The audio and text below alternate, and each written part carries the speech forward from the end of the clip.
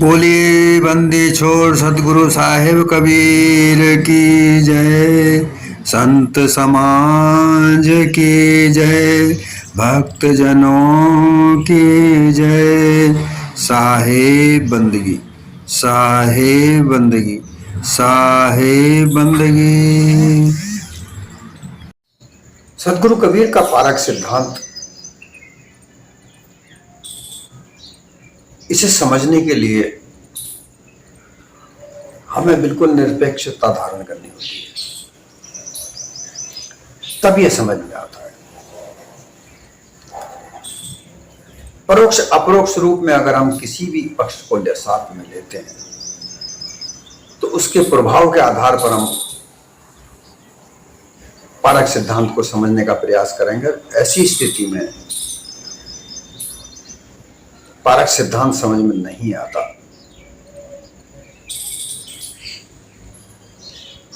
इसे पूरी तरह से समझने के लिए हमें जितनी भी मान्यताओं को हम मानते हैं,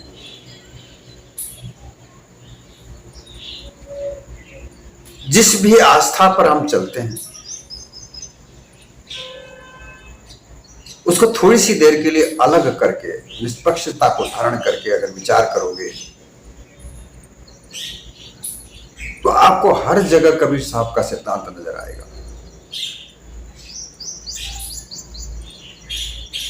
ऐसी कोई भी स्थिति नजर नहीं आएगी जहां पर सदगुरु कबीर का सिद्धांत न मिले।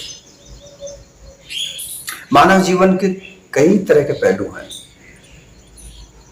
कई तरह के स्तर हैं, कई तरह के वातावरण हैं।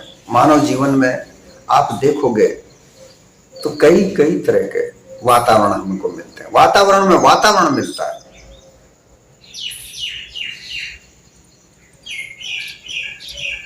आस्था हमें उन सभी वातावरणों से अनभिज्ञ रखती है। बस एक परिस्थिति पर चलने को कहती है कि बस धर्म। अब वो धर्म मानव मात्र को बांध कर रखता है अपनी अपनी मान्यताओं में। अलग अलग धर्मों की अलग अलग मान्यताएं हैं, अलग अलग देवी देवताओं की पूजा, उनके मत पंथ, उनकी मान्यताएं अलग अलग हैं। जिस मत पंथ में जो आदमी चल रहा है, जिसको आस्था मानकर उस पथ पर चल रहा है, वो वैसा ही मानेगा। एक दूसरे के चाहे विरोध में क्यों ना हो, उन्हें मानना ही पड़ेगा। मुस्लिम भाई, ईसाई भाई, उनकी मान्यताएं अलग है। वो मांस को पूजा में काम लेते हैं। हिंदू धर्म में आजकल मांस को प्रतिरोध कर दिया गया है, लेकिन अगर पूर्व में हम देखें, वेदों में, पुराणों में ब्राह्मण खुद मांसाहारी थे, ऐसे प्रमाण मिलते हैं। तो समय समय पर वातावरण बदले,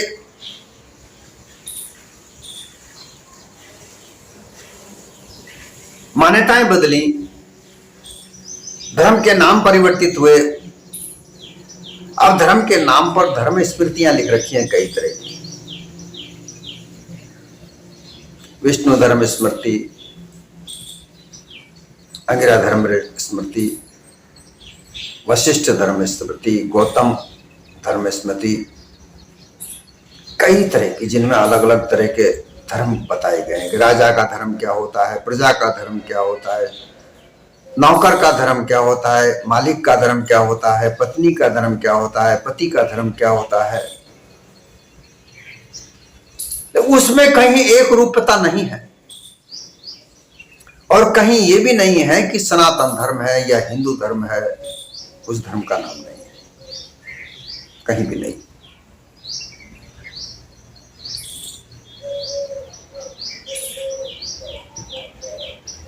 इस्लाम धर्म, यहूदी धर्म, फारसी धर्म, इनके अपने अलग से धर्म ग्रंथ हैं। जैसे यहूदी धर्म का जो किताब है वह अलग है। इस्लाम की किताब कुरान कहलाती है। जिंदावेस्ता फारसी धर्म की किताब कहलाती है। गातुल लुगात यहूदी धर्म की किताब कहलाती है। इनमें उस धर्म के कुछ निर्देश हैं, लेकिन यहां हिंदू धर्म को जो सनातन धर्म कह करके आजकल पुकारते हैं, उसमें कहीं भी एक रूपता नहीं।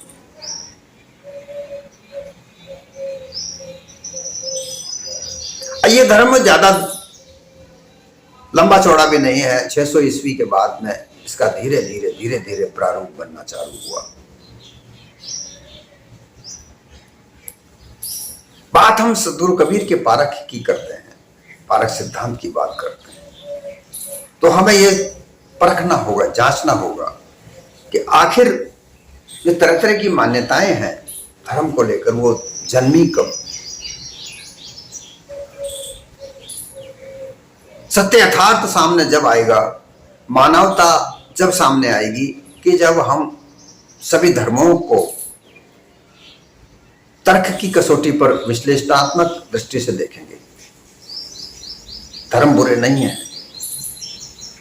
कोई सा धर्म बुरा नहीं है। धर्म वह है जो मानव को अपनी जिम्मेदारियों को बताता है, अपने कर्तव्यों को बताता है। जैसा कि संविधान कहता है कि अधिकार को प्राप्त करने के लिए अपने कर्तव्यों को भी निभाना चाहिए, इसी प्रकार से धर्म की भी यही मान्यता है कि मानवता को जीवित रखने के लिए कुछ सद्गुणों को धारण करे, वही धर्म है। धर्म शब्द धम्म से बना है। पाली भाषा का धम्म शब्द ही धर्म आकर बना। संस्कृत पाली भाषा से बनी है। लोग झूठ बोलते हैं कि सबसे पुरानी संस्कृत भाषा है, लाखों करोड़ों साल पहले बता दी गई। इसका कोई प्रमाण नहीं। लेकिन पाली भाषा, खरोष्ठी भाषा, पाली प्राकृत, इनके प्रमाण मिले हैं।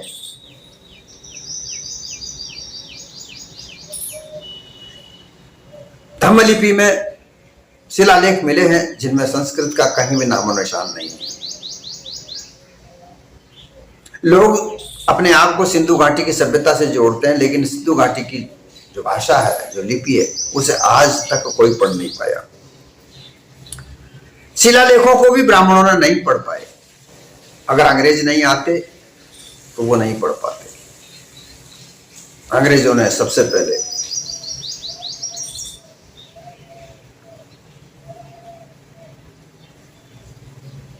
पढ़ करके उन शिलालेखों के अर्थों को बताया। जेम्स प्रिंसेप ने सबसे पहले उसको पढ़ा, और फिर इतिहास को खोजने की जब बात चली, जब यहां पर जो यात्री लोग आए, उनकी डायरियां देखी, हानसांग, हायांसांग, इंडिका, और भी कई सारे यहां पर जो यात्री आए, उनकी डायरियों को जब पढ़ा गया और उनके आधार पर जब यहाँ भारत में खोज की गई, धरती को खोदा गया, जो जो जगह उन्होंने बताई उस जगह को यहाँ पर खोदा, वैसा का वैसा ही यहाँ पर प्रमाण मिला। लेकिन ये देवी देवताओं का जितना भी नाम लिया जाता है, उनका कोई प्रमाण नहीं मिला। तो ये जांच है, परख है। बिना जांचे, बिना परखे वो चीज बाहर नहीं निकल पाई। अनुमान कल्पना से कहानियां गढ़ गढ़ कर, तरह तरह के ग्रंथों को लिखकर लोगों को गुमराह करके अपने धर्म को बनाना, मान्यताएं बनाना, उन पर आस्थाओं को जागृत करना, ये एक अनुमान कल्पना की मिथ्या मान्यताएं हैं। ये बात कब जानेंगे? जब सद्गुरु कबीर के सिद्धांत को हम समझेंगे।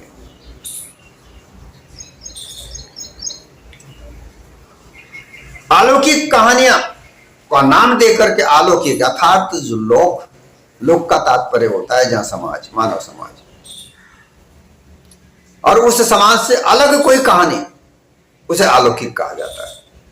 ऐसी कहानियों की भरमार सुना करके लोगों को गुमराह किया गया।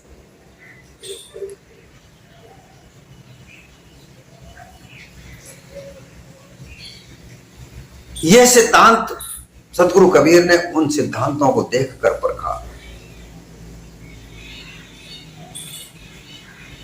सदगुरु कबीर के समय अंग्रेज नहीं आए थे,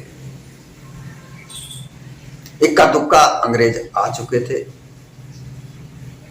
लेकिन वो नकारात्मक सोच में थे।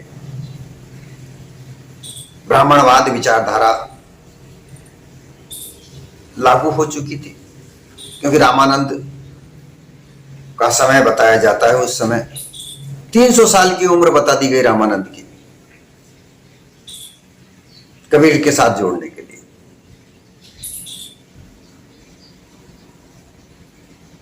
सबसे पहले 600 ईस्वी में यह सिलसिला चला।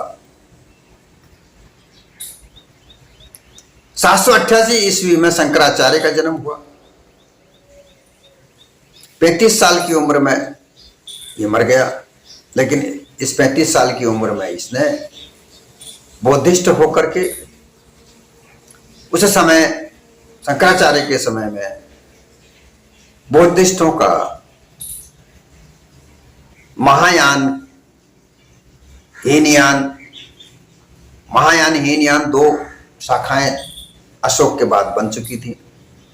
उसके बाद हीनयान महायान में से वज्रयान निकला, और वज्रयान तिब्बत में जन्म हुआ, तो इसने देवी देवताओं का वहां भरमार किए। उसी महायान में से योगाचार निकला, और शंकराचार्य ने शैवयान निकाला। उसी शैवयान को शिव मत कहलाने जाने लगा, जो बुद्ध के और गतिश्वर बुद्ध थे, जो बड़े दयालु, मैत्रीपूर्ण, सदैव खुश रहने वाले, मानव मात्र पर दया करने वाले, उनको इस शैव यान का प्रमुख देवता मानकर और उसे शिव बना दिया गया। शिव नाम भी बुद्धिस्टों में था। शिव का तात्पर्य कल्याण से है, जो हमेशा कल्याण का विचार रखे। कल्याण का तात्पर्य जो परोपकार की ओर अग्रसर हो। शंकराचार्य ने अपना वहां से मत चालू कर दिया। धीरे धीरे 1100 ईस्वी आ गई।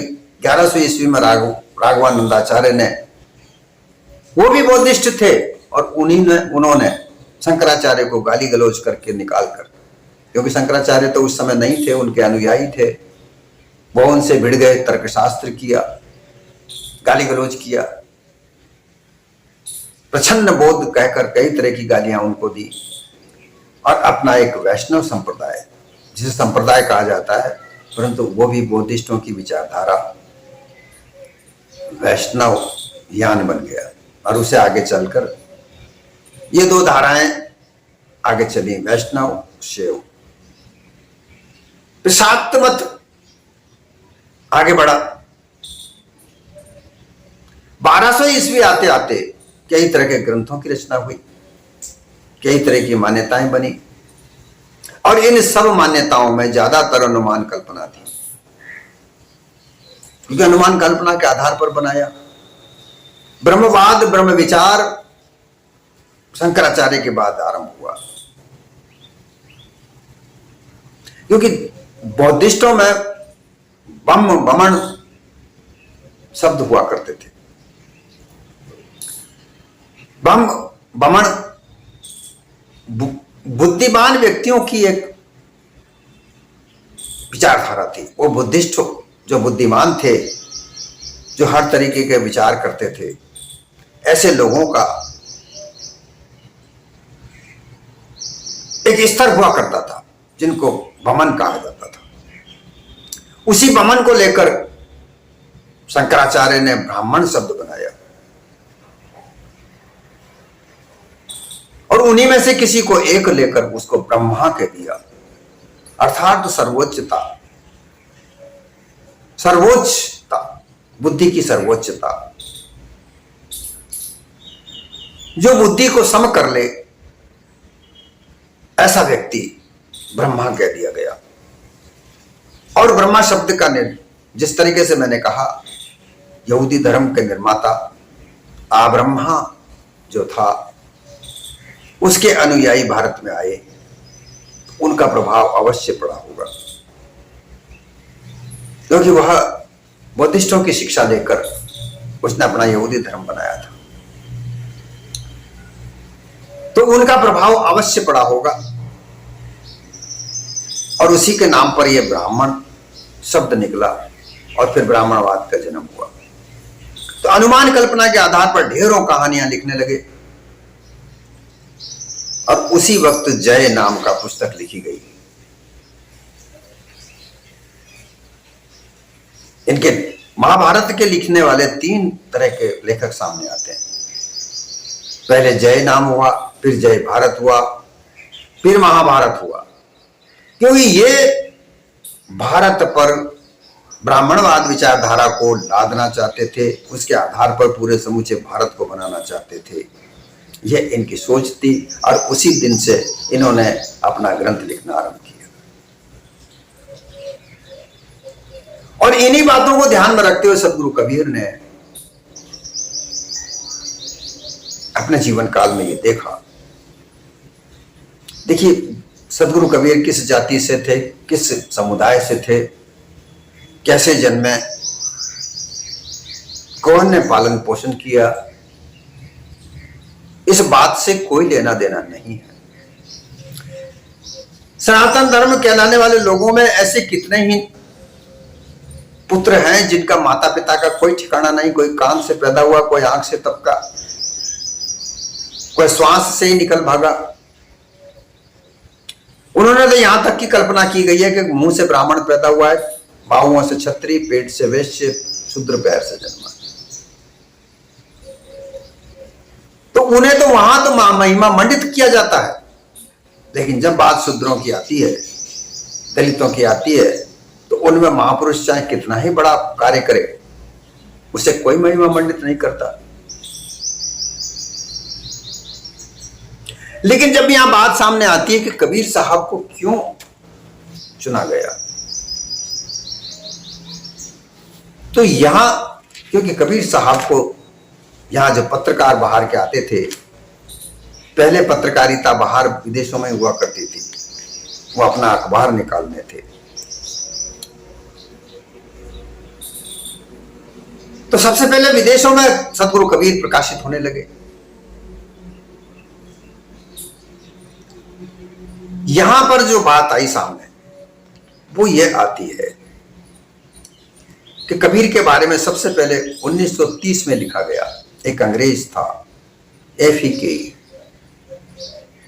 उन्होंने कबीर साहब को उठाया, उन्होंने लिखना आरंभ किया और इसका हिंदी रूपांतरण काल भारती जी ने किया। तब ये समझ में आएगा कबीर तो बाहर विदेश में छा रहा है भाई। तब जाकर यहाँ के कुछ लेखकों ने, हजारी प्रसाद द्विवेदी इत्यादि लोगों ने कबीर को एक भक्त के रूप में प्रकाशित किया। साहित्यकार तो मानने से ही मना कर दिया, क्योंकि अगर ये बात मान ली जाती तो कबीर का वर्चस्व बढ़ जाता। और एक तरफ तुलसीदास जैसे लोग सामाजिक कुरीतियों को बढ़ावा दे रहे थे, उनको साहित्यकार बना दिया गया।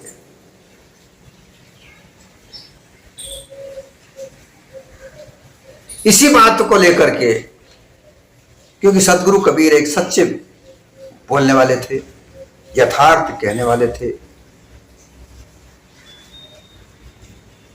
यथार्थ कहे बगैर बात सामने नहीं आती है।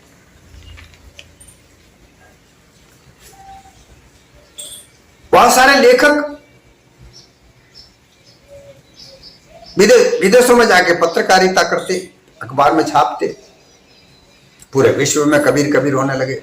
और आज भी कबीर साहब के नाम को लेकर अमेरिका में विश्वविद्यालय है, जहां की जो प्रोफेसर हैं, जो उस विश्वविद्यालय की कर्ता धर्ता है, मिस लिंडा, आज भी वहां पर कबीर साहब की वाणियों पर रिसर्च होता है।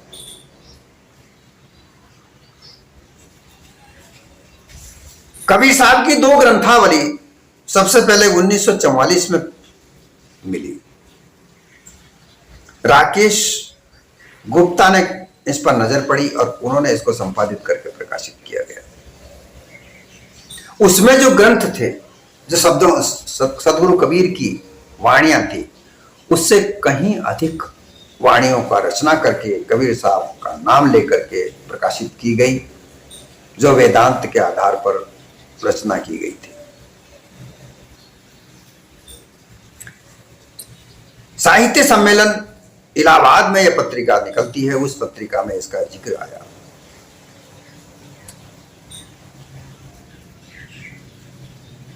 सदगुरु कबीर की ग्रंथावली 1824 में प्रकाशित हुई और 1504 में कबीर साहब के बारे में जानकारी प्राप्त।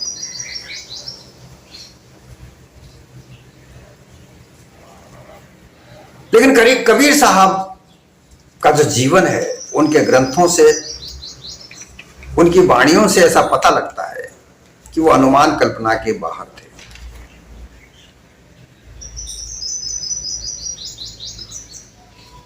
अब तो बहुत सारे लेखक सामने आने लगे हैं, कबीर साहब के यथार्थ बात को कहते हैं।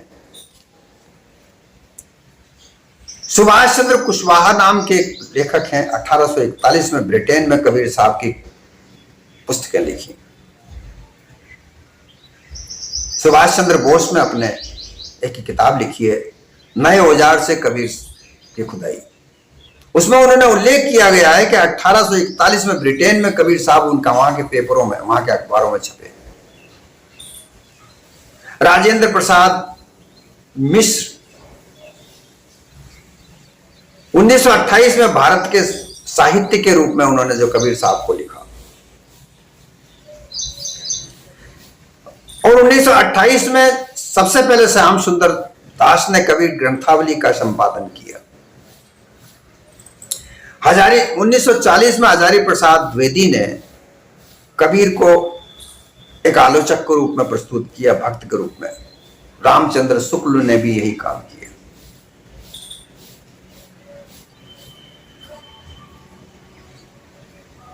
सुरेंद्र कुमार शर्मा अज्ञात ने एक किताब लिखी है, बुद्धत्व और गीता।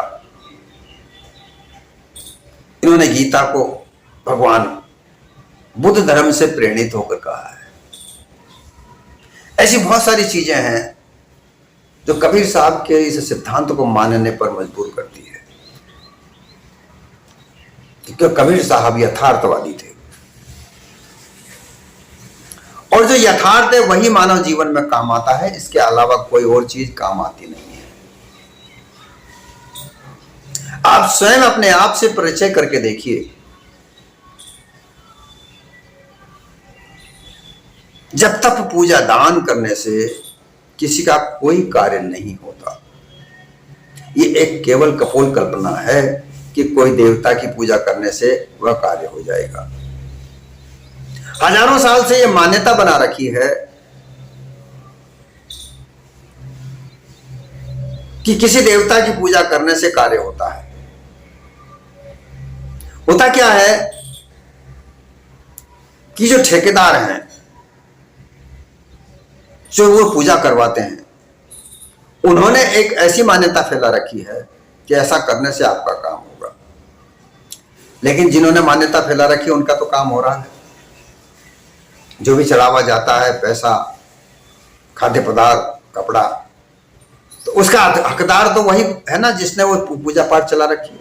उसका तो कार्य हो रहा है, घर बैठे हो रहा है ना उसका तो हो रहा है। तो वो तो सच कह रहा है कि उसका कार्य हो रहा है, तुम्हारा थोड़ी हो रहा है। तुम तो जाकर उनके घर बैठे जाकर उनका काम कर रहे हो। और यही हालत अगर हम पूरे भारत में मंदिरों की देखें, कितनी कितनी मान्यताएं सामने आती हैं जिनसे कोई लेना देना नहीं है। हजारों करोड़ों अरबों का व्यापार चलता है जिसका कोई लेखा जोखा सामने नहीं आता है। इससे बड़ी क्या और विडंबना हो सकती है कि जो धर्म के नाम पर व्यापार चलता है उसका कोई लेखा जोखा सामने नहीं आता, लेकिन फिर भी लोग ऐसे ऐसे लोग देखे गए कि 20-20 किलो के सोने की जंजीरें पहने हुए घूमते हैं। बड़े बड़े मेहनतों के लड़के गले में कितने कितने किलो की सोने चांदी के जेवर पहनकर घूमते हैं जिनके ऊपर इनकम टैक्स की निगाह नहीं पड़ती। बड़े बड़े मेहनतों की लड़कियों को कुंटलों के हिसाब से सोना दान में दिया जाता है, दहेज में दिया जाता है, इनकम टैक्स की निगाह नहीं पड़ती। कई कई मंदिरों की बड़े बड़े मंदिर हैं, उनके तहखानों में सोना इतना पड़ा है जिसे निकालने नहीं दिया जाता। जो कि भारत की संपत्ति है उसे निकालने के लिए नहीं दिया जाता। ब्राह्मण अपना वर्ग अपना अधिकार वहां पर जताते हैं, जबकि इनकम टैक्स वाले ये कहते हैं कि जो इनकम टैक्स की अवधारणाएं हैं, जो मर्यादाएं हैं, उन्हें पूरा करना चाहिए। तो फिर इतना सारा सोना टनों के हिसाब से भरा पड़ा, उस पर इनकम टैक्स अपना अधिकार क्यों नहीं करता है?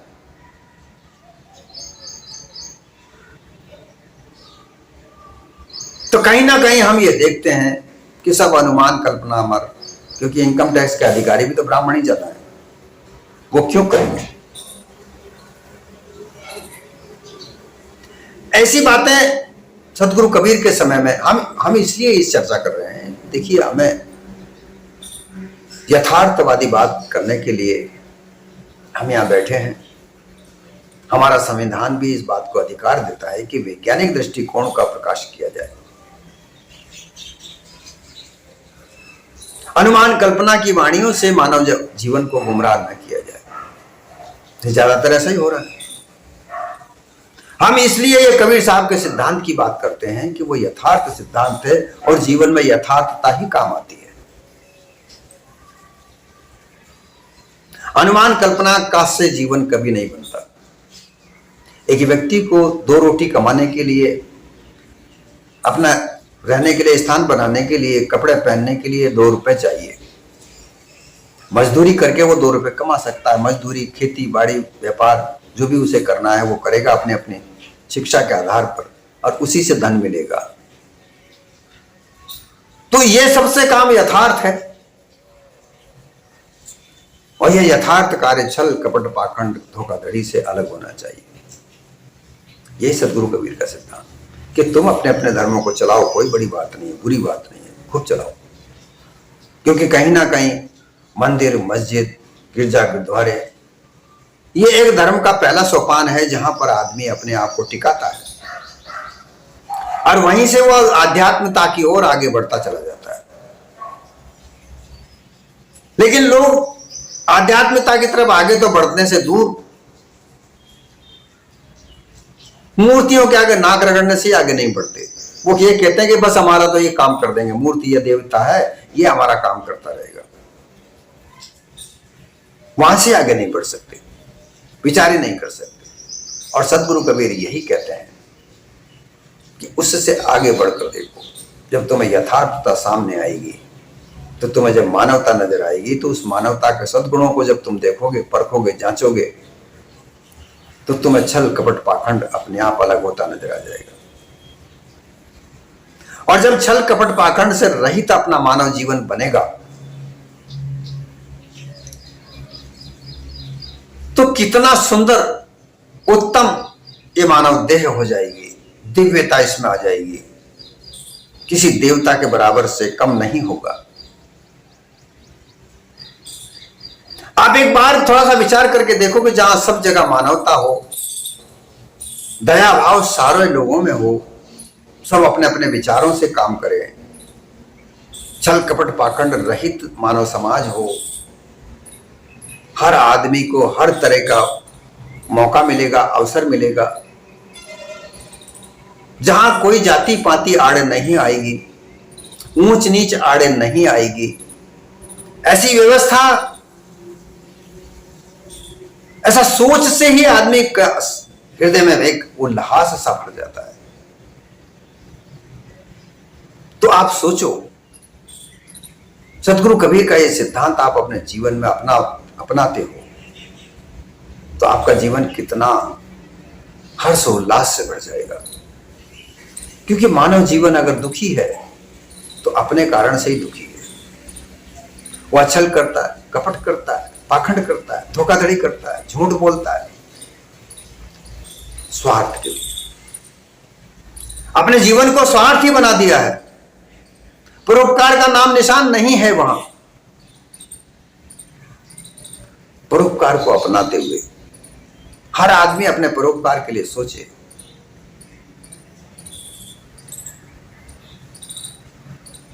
और छल कपट रहित मानव जीवन को बनाए, जो कबीर साहब के निर्देश में है। हम आगे चलकर एक एक वाणियों के आधार पर भी बात करेंगे कि उन्होंने क्या क्या कहा है, किस तरह से पाखंड को उन्होंने खंडित किया है। ये बात हम आगे भी करेंगे। लेकिन मानव जीवन को सुधार करने का तात्पर्य सदगुरु कबीर के पारक सिद्धांत को समझना है, जिसमें अनुमान कल्पना का कहीं भी नहीं। ये ब्रह्म, ये ईश्वर, ये परमात्मा, ये सब अनुमान कल्पना की मानिंदियां हैं।